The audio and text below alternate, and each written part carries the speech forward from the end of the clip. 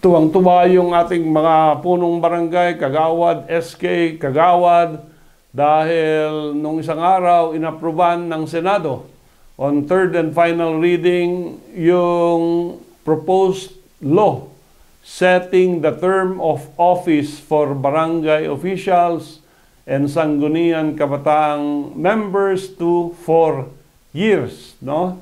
At of course, kasama sa proposal na ito yung pagpostpone ng barangay and SK elections on October, first Monday of October 2027.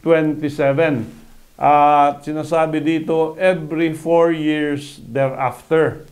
Ang problema lang dito, meron pa yung case, yung Attorney Romulo B. Macalintal versus Comelec and Executive Secretary Lucas Versamin, where the Supreme Court said that Congress has no power to extend the term of barangay officials.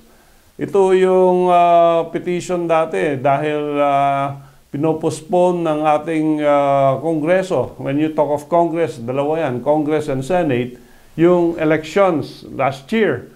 And the Supreme Court said, you need a constitutional amendment para bigyan ng Senado or Congress na galawin yung mga fixed term na nasa ating Constitution. At sinabi dito na it violates the freedom of suffrage ng mga constituents ng mga barangay officials na ito for the legislative to postpone the elections.